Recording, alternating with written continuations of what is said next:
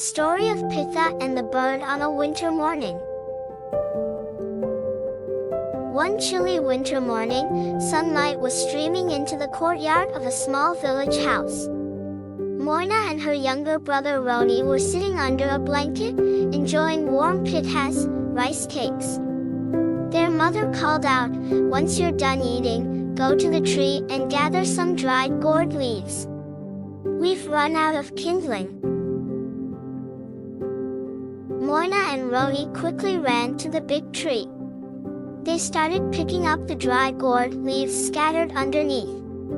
Suddenly, Roni exclaimed, "Moyna Appa, look!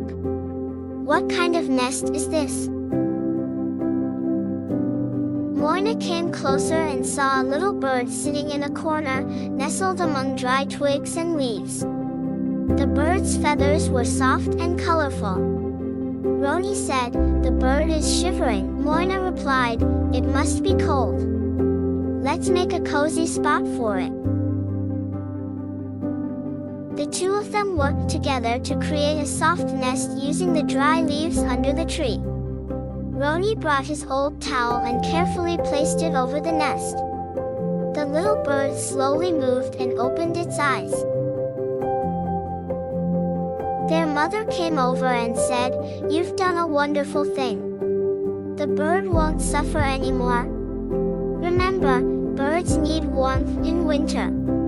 But don't disturb it too much." The next morning, Moyna and Roni went back to check on the bird.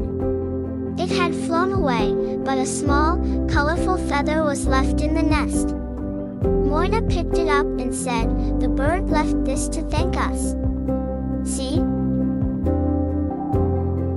Roni smiled and asked, "Do you think we'll see another bird like this?"